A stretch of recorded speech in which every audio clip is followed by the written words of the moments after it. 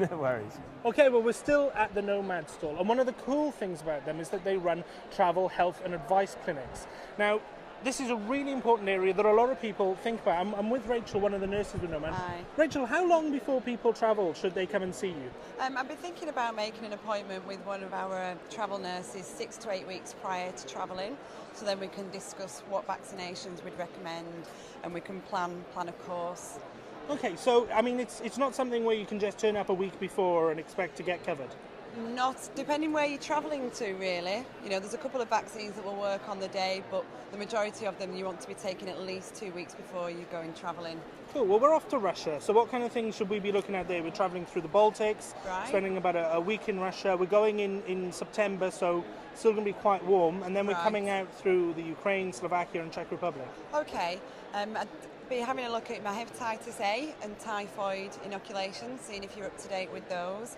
You can get both of those in one vaccine if you're scared of needles. They take 7 to 10 days to work.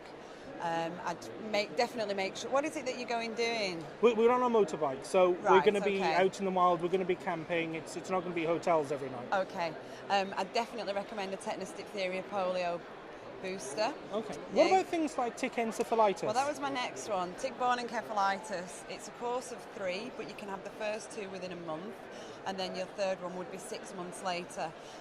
We'd also chat about how to remove a tick. You know, you need to take some tweezers, pull the head out. It's all nice. Oh, that's gruesome really stuff. nasty. Yeah. So, I mean, there are some techniques to getting the ticks out. Some people say that you can burn them out. Is that a sensible thing? No, I wouldn't say so. Would you, Come across that Jason? one before. Jason, you've just come in very well there. I mean, we're not really going anywhere where we're expecting hospitals to be in a bad state or anything like that, but Yeah. should we consider taking sterile needle kits and things like that? Well, the most important thing, if you haven't got easy access to medical facilities while you're out there, is to get yourself trained up to the best level that you can before you go. And whether that's just doing some first aid or whether it's doing some very specific trauma, first aid, wilderness training before you go. So I assume there's several of you. If one of you gets taken down, the other one will need to know what to do to support you and then get some sort of evacuation. It's not a very nice thing to talk about, but I mean, being on motorbikes, I suppose we are at risk of coming off the motorbike. It could be anything from a simple break to a quite nasty cut that breaks the Yeah, skin. and also being in the wilderness, you've not only got the wilderness to worry about, you've got the other people that are living in the wilderness. So there are many aspects that you have to look at, and you have to do a full risk assessment before you go and try and get some good training, because the medical kit that you take will depend on the level of training that you've got. There's no point in spending a fortune having a fantastic kit if you can't use it. So it's a two-stage.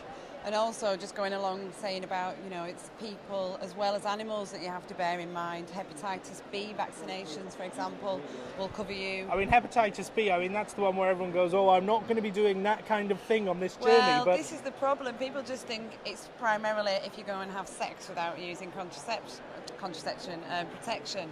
You can actually contract it.